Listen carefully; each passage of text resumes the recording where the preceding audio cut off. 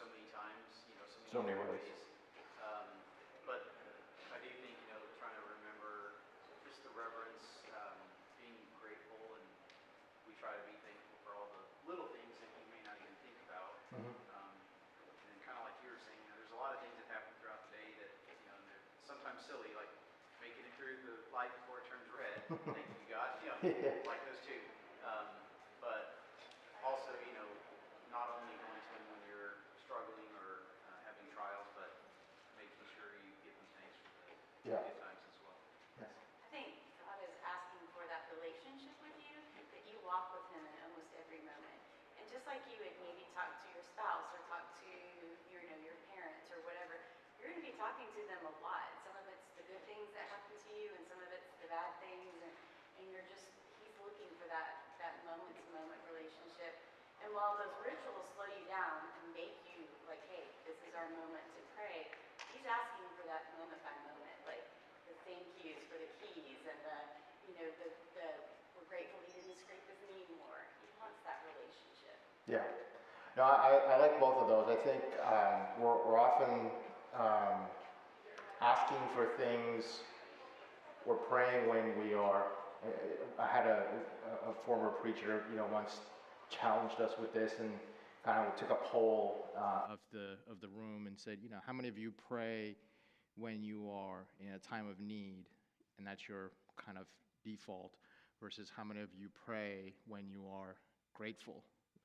Is that your default?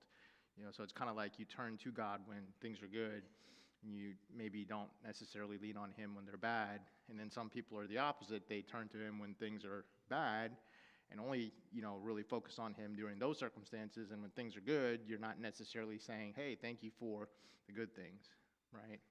And so that ties into what you were saying about in all things, in all times, to be kind of aware of and talking to and communicating, even if it's just a thought, right? So, anybody else? Sure that the roteness of like prayers before meals is such a bad thing. Because as a mom, when my boys get up at the table and they say, thanks, Mom, for the meal, that never gets old. And I think God is the same way.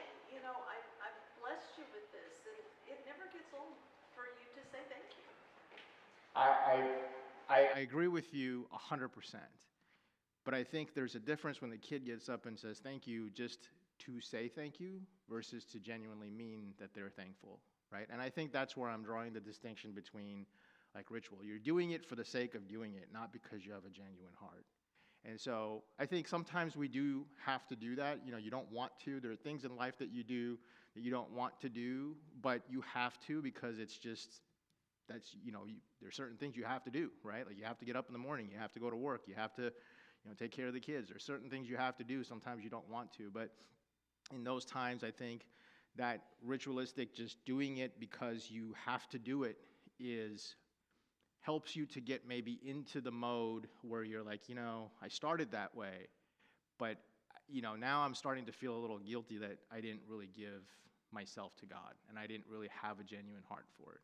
So, yes, I agree with you. Sometimes it seems ritualistic, but I think I'm talking about a little bit more of the heart, side of it, right? Don't do it just say the words for the sake of saying the words, because that's empty. So. Yes, sir. Don't you think that through what you just said, that God probably can tell when we're saying it, if we mean it or not? Like the example of the mother or the father not ever wanting to give up a thank you for the meal. Right. I think we can tell when our kids really mean something when they say Right. it. I think God probably feels the same way. So Right. whether it has become a ritual or not, He is interested in our hearts, and I think He knows. Yes, absolutely. Very good. Thank you. Yes. I think that we have the church and the institution that's the church, the business of it. And then I think you have God in our faith. And that's why there's a part of us that's fully in line there, and we view it as the church is the bridge that gets us to God. But then there's also this conflict. And when I think of prayer and the struggles I've had with prayer and how to pray and when to pray, and is it genuine or is it just complaining or look at it is, we dumb down prayer through our institution, the way that we institutionalize our processing of our faith. And our kids become the viewers of that. And so when we do things that become ritualistically, patterned, if you want to say it that way, then it's hard for a kid or a younger person or a new believer to put in the essence of their soul, their heart, and the truth into that prayer. And it's the wilderness. So when you look at God and the examples he gives us in the Bible, and you look at prayer, the vast majority of prayer in the Bible seems to be the wilderness journey of that person's life. It's the low point. It's the part where the works aren't really of what's discussion. I mean, if you want to let God know you're fully there and you're fully bought in, then do all the things he's commanding you to do. Go to church. That's an act, right? That shows your faith. And he'll build you up from that. But when you're journeying through the wilderness of life, recognize who you are in Scripture. You are the most valuable part of creation. You're making everything else jealous that you are the best part of what he created. Pour yourself out to him like David did. Beg for him to be there with you. Let him know that you don't see him there with you. Let him know what you're struggling with. Tell him exactly as it is. Not because he doesn't know, but because he wants you to say it out loud. Whether it's in your head or it's out loud before your church or whomever. And however you do it, he wants you to say that. So that you remember what you said to him. So that you have it imprinted on your mind. So that when your prayers are answered, you know who and what answered. All the other prayers that we do, getting up before communion, the meal and all that, that builds a discipline around the institution. Building up real prayer, go talk to God in the wilderness. I think that's where real prayer is. I think you should be up here. I should sit down. No, I don't think I could have said it any better than that. I think that you essentially boiled all of it down into a very concise and elegant way of putting it. There's the ritual part, which we do in order to learn how to be able to do it when it's not ritualistic, right? When it's a difficult time, when you're by yourself and there's no other way and you don't know. And that's the time where that practice pays off and you understand how to do it when you're by yourself. Right. You want your kids to have real faith. You want your spouse who doesn't know. You want the person that you're close to at work who just pushes against you. You must make yourself vulnerable. Set your pride aside and let your story be heard. Because that's what will cause those people, that's what will cause your child to say when they're alone and they're struggling, you know what? God, I don't want to thank you for the meal. You already know I'm grateful. I need to tell you, I messed up. And I remember when my dad did this in front of us. And I remember when my mom did this. And I remember how you changed our lives. So now I've got to do this. That's why we have those examples. That's why we watch Job get put in his place. So that you know how to do it, because you're going to get put in your place. Great points. Yeah. I've apologized To my kids on several occasions for things that in the moment I shouldn't have, reacted that way, and I think it makes a huge difference to them, because they recognize that we're not perfect and they can forgive us. So, thank you. That was great. That was fantastic. Yes. For me, it's been important to learn how to remind myself that vulnerability looks different from person to person. So for me, I'm a very, very expressive, outwardly physical, emotional person.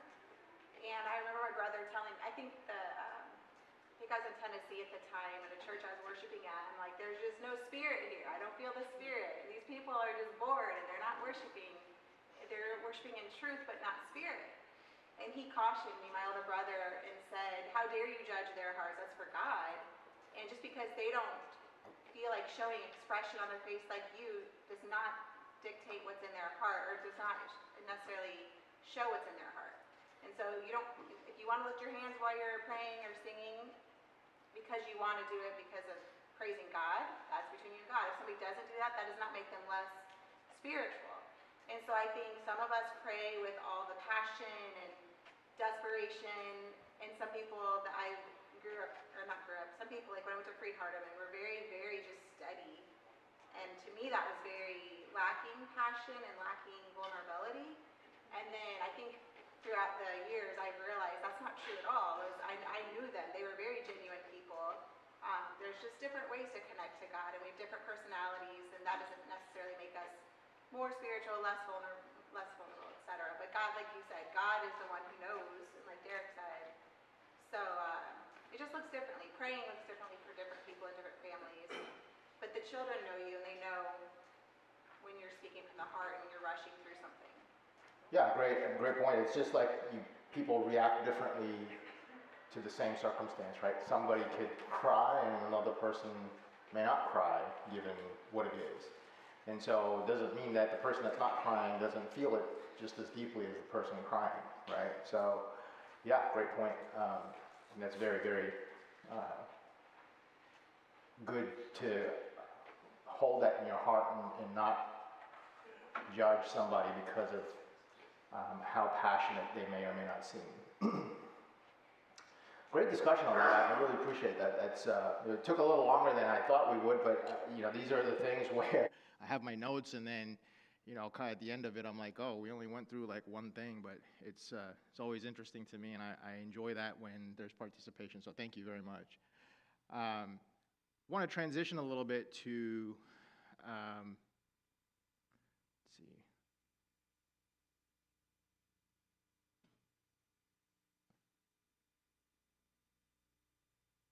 Let's talk a little bit about, we started with this early on, and it's a topic, I don't want to get hung up on the mechanics of it, but essentially it was about,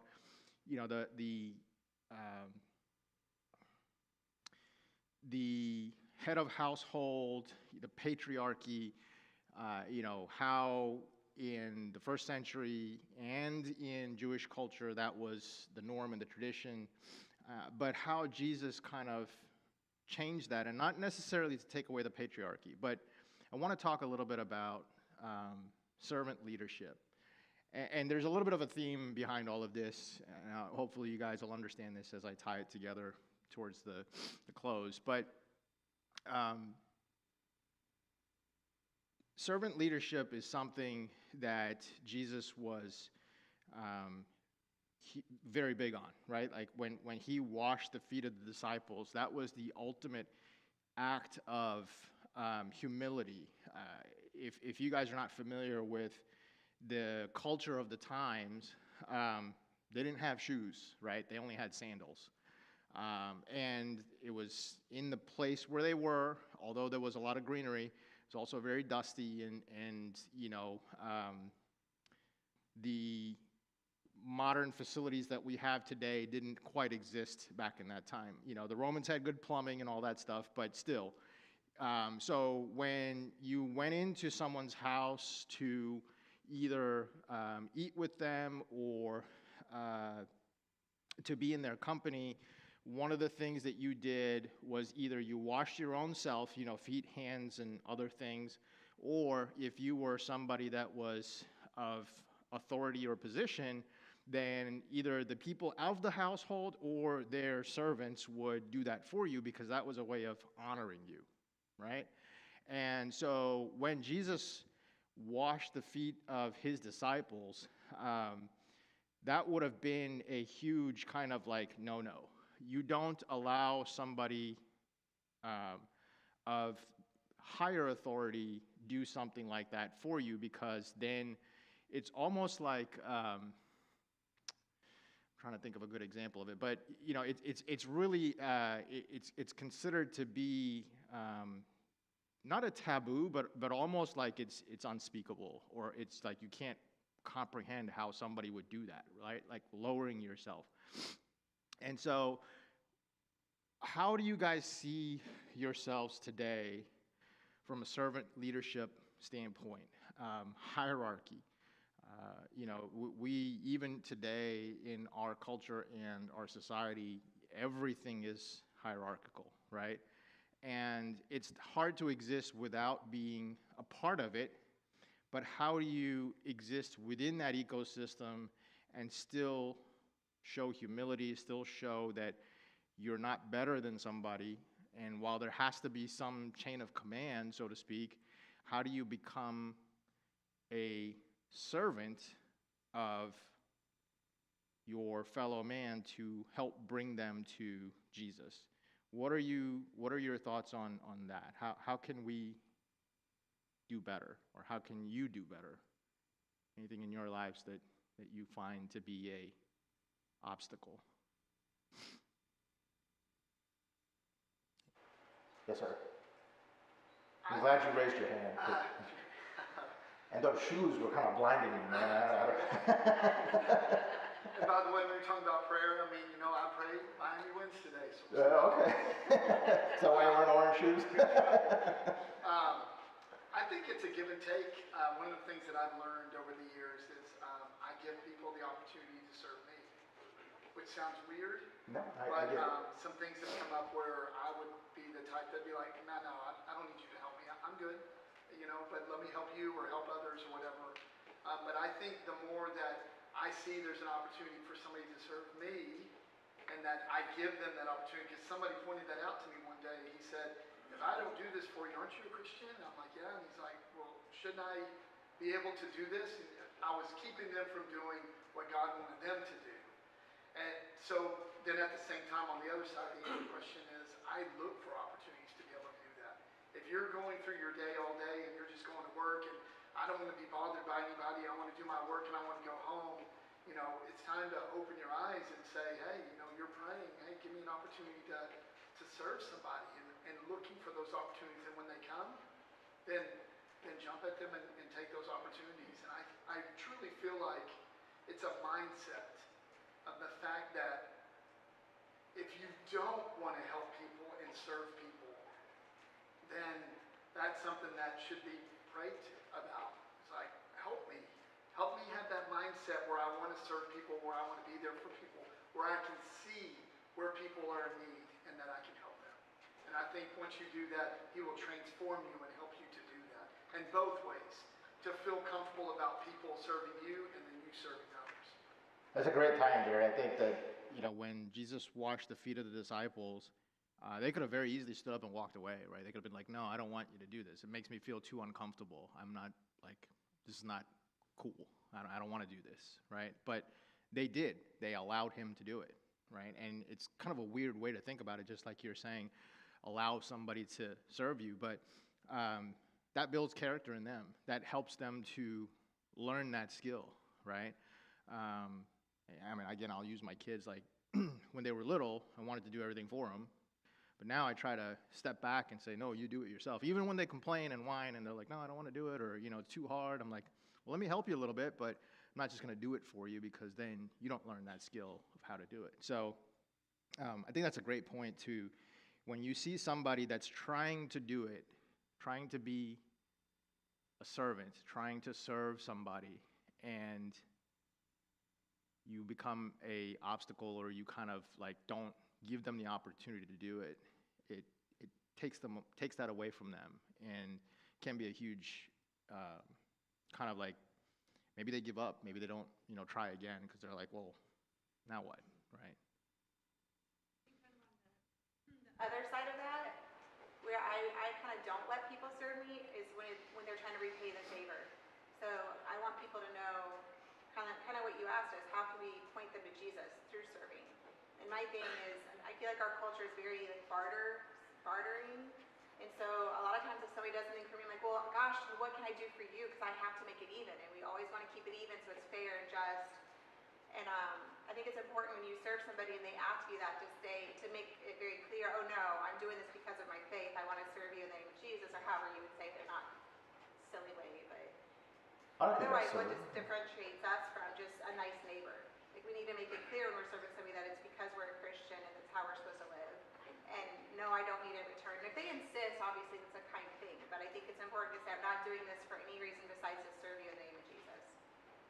Yeah, no, I can see where that and I know that's happened with us, right? So, yeah, maybe the whole pay it forward thing, I don't know. I mean, that seems like might be another way to direct them to serve others. Yeah, okay. Yes. tend to forget sometimes is I don't always get to pick and choose who I serve or who serves me. You know, sometimes we look at something like, I don't really get along with that person, I don't like them, but maybe that's why God's calling them to serve me or for me to serve them, to start learning that relationship and learning that person. You know, maybe that person needs to know that there's a chance or a hope or that there's somebody there for them. And it's a chance for each of us to grow in that circumstance too, right? To put our pride or whatever aside and to recognize that it's not about me or us, it's about how we can serve God. Yes, God. If you'd like the opportunity to serve or be served, shameless plug, September 13th is our service day. There you go. Okay, very good. September 13th, service day. And doing like Things for folks that can't do for themselves, kind of a thing? Okay, like little odd jobs and such? Okay, yep, okay. Thank you. Okay. Yes? From my perspective, service and serving others always begins with humility and understanding that both me and the person I'm serving, no matter what their status in the culture is or their job or whatever they're doing, is we're both created in the same image. So then why would serving then be beneath me? Great point. Yeah.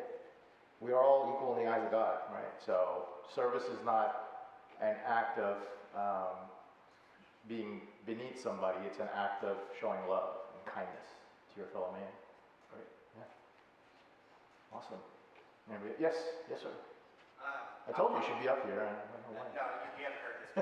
I'm probably heard this. Is, I don't actually know.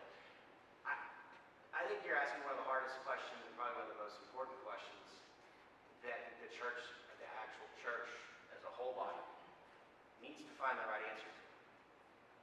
Because I think exactly what we're doing right here is, and there's nothing wrong with that, but if you view this question in the way that you would view like an organizational chart in a company, right?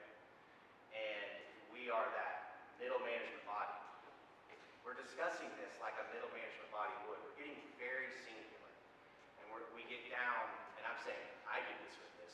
You get down below 10,000 feet to examine this problem, or this thought, or this ethos, or what should we do? And then we try to push that out at 100,000 feet, and it becomes very singular. And for me, the only thing I can do is to step back, and instead of going through that front door of how to attack this, or what should this be, or what is service, or how do we provide service, how do we draw people into the church by having such a servant heart, all these things. Go through the back door and look at the model, and the model that God gave to us. Because when God stopped walking with Adam, he gave Adam what? He gave Adam Eve. What did he tell Adam to do? You said, I don't want to get into this, but there's a reason why God gave us that hierarchy. It isn't that anything about the way that the hierarchy, the business model, the org chart of the Bible about who's to do what and what they're supposed to do is wrong or sexist or anything like that. It's that the world has perverted it. If you just read a little bit of history, you realize how the church in the past and how kings and how leaders have used those statements to leverage people. So get away from that and look at the harmony that comes from God's model. The hardest thing to do is to be a person that sacrifices daily, all day, every day. And the hardest group to sacrifice for and serve is your family. Because they'll never leave your side. So when you miss, it hurts. And when they struggle because you fail to deliver, it hurts. But there's no questioning the value that a mother brings to a hurting child. And there's no questioning the value that a strong father brings to a house when he fights and delivers. But the deliverance will be given credit only from God's hand. So you're going to fight a long battle your entire life. And when that's present in your home, then what's the next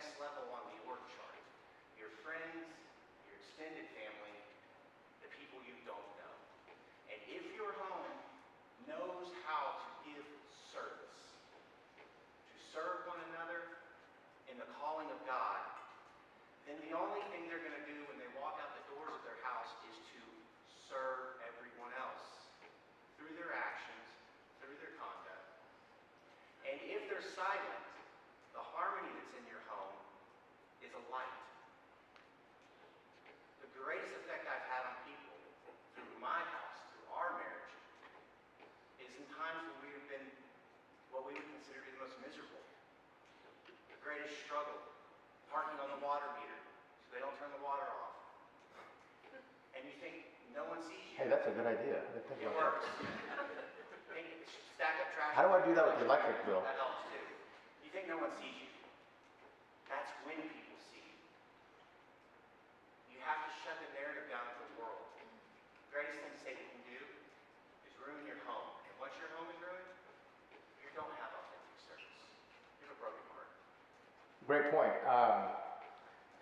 I think there is a hierarchy, and I appreciate you saying that we shouldn't forget that. But I think reading between the lines of what you were saying, I think slightly different way that I would look at it is that we each have roles within that organization, right? There is a hierarchy, but your role is more important than where you stack in the hierarchy. So as a father, husband, you have a certain responsibility and certain things that you're expected to do and perform. Same way if you're a mom, wife, there's certain things that you are expected to do and perform. Yeah, great point, great point. Yes? I think it's important, social media has killed the family in a lot of ways.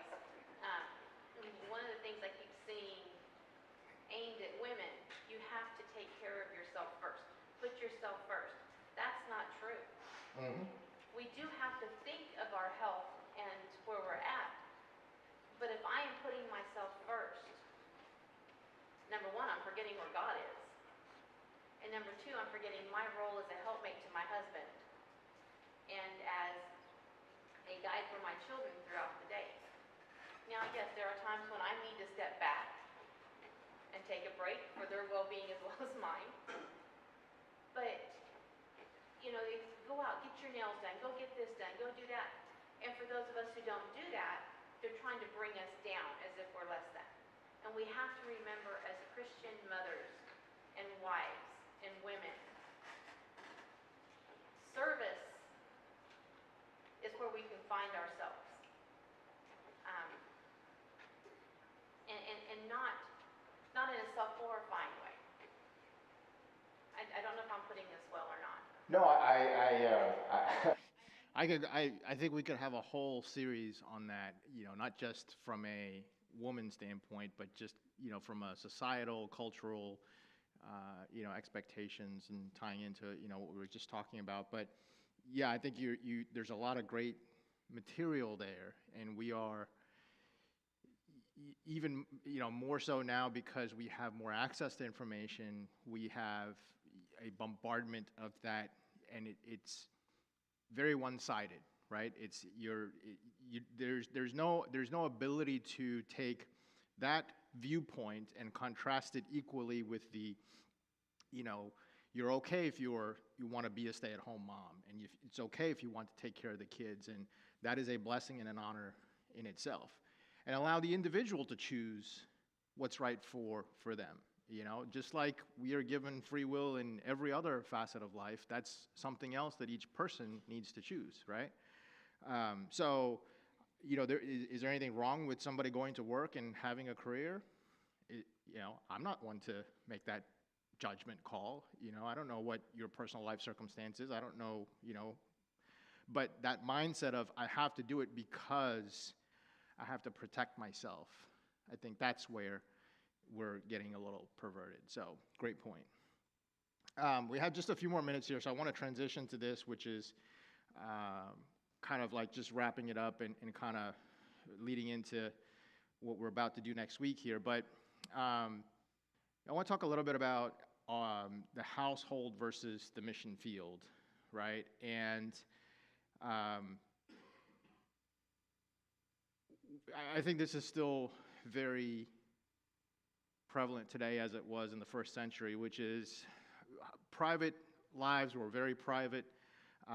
We were focused on us, and, you know, we're focused on us just like, you know, they were.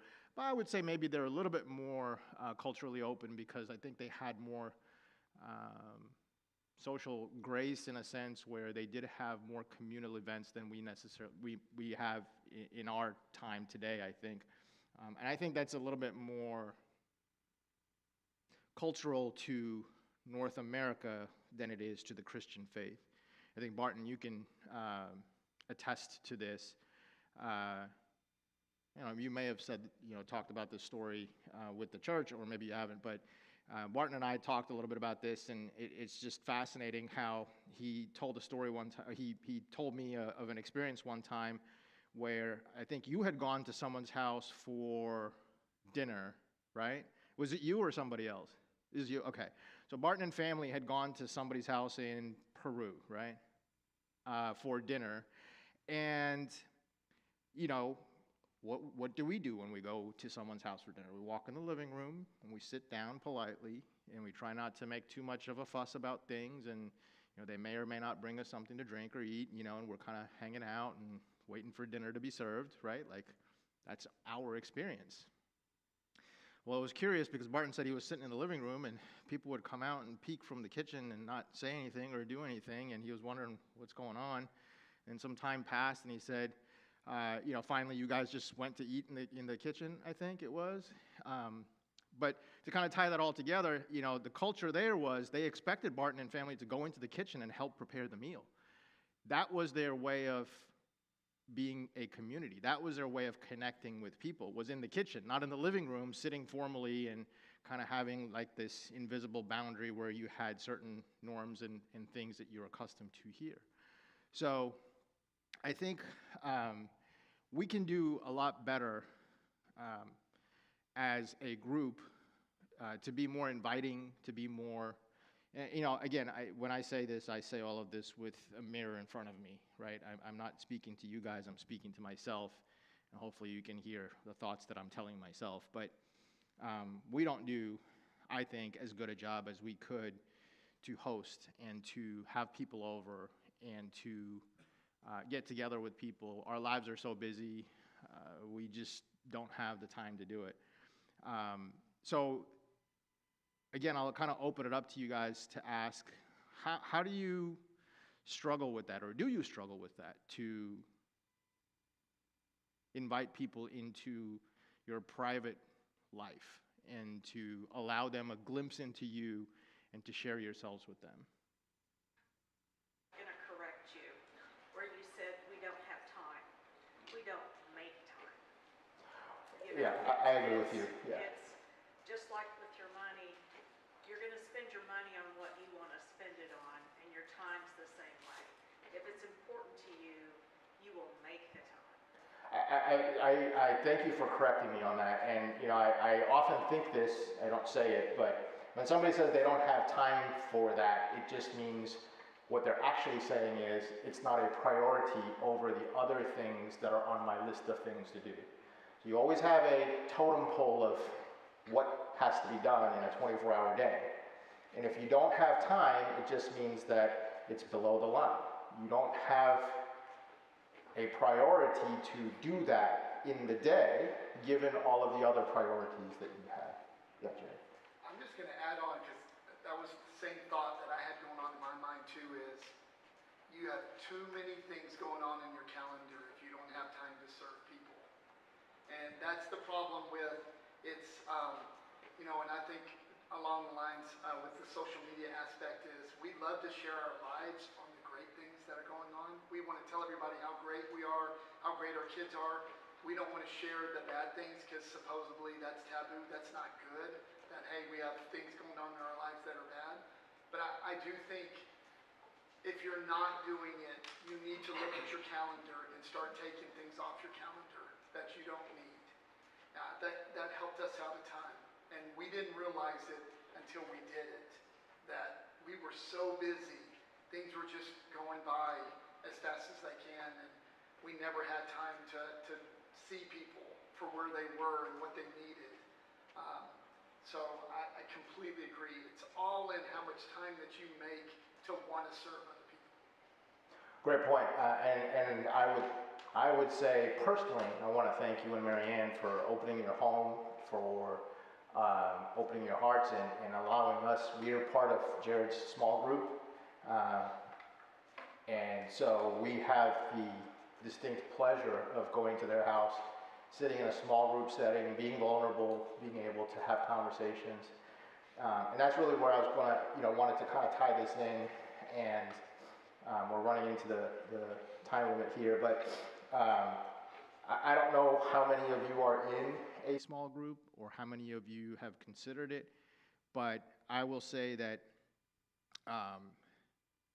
the experience that we have here at Shawnee Trail, and we've gone to various small groups, and we primarily go to the one with Jared and Marianne, but every one of them has been a blessing to us. Each one brings a different element of helping us grow.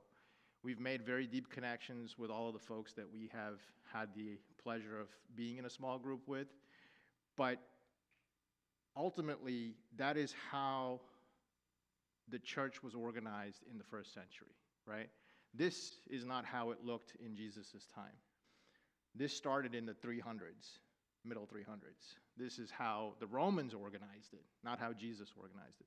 This is not what it looked like for the apostles.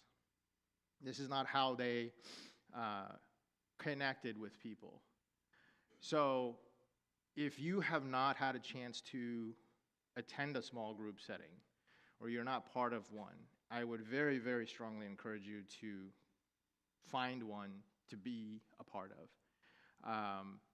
And make time, make it a priority to be a part of that.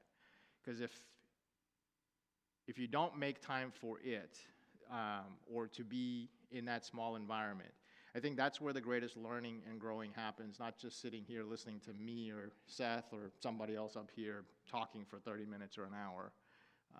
That helps, but that's not how you grow. Anybody here not part of a small group? Don't be ashamed or shy. You're welcome to come,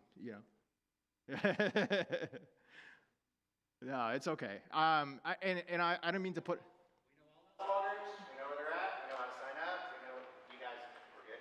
Yeah, no, I just wanted to throw it out there. And so I think, and that's the other piece, right? This is the servant leadership piece where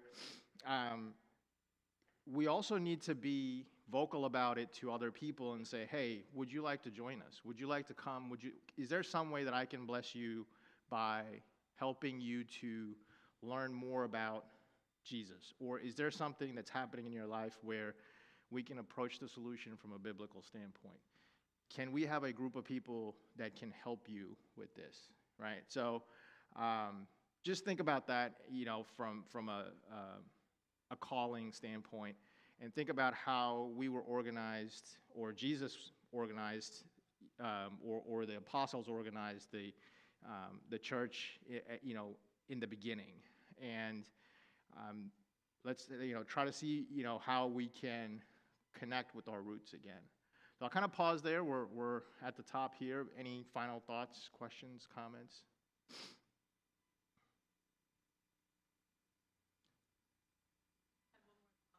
Yes, ma'am. Allowing ourselves to have that time, whether it's through small groups or having people into your home. I think it's a lot easier sometimes to serve Christian people, but when it comes to people who don't have faith, it gets a little messier because we have to have that relationship with those people that look a little different than we do. And our ability to serve them means we need to know what their needs are. We need to know how we can be there for them. And that's a little harder, I think. Great point. I'll just say this, two things. One, even with a circumstance like that, if we can set the example, I think that helps a lot. And two, we can't be ashamed of being who we are and sharing Jesus. I think I struggle with that tremendously. I feel bad talking about something with people where I feel they may feel uncomfortable, and I have to get over that. That person means I need to know who they are. I need to know what their needs are. I need to be involved with them. And I think sometimes that's a little harder to get involved with something that might be a little messy, Yep. Yep. Well, thank you all. I appreciate everybody's time. Thank you for sitting through this with me. I appreciate you all participating. It's been a whole lot of fun for me, so thank you.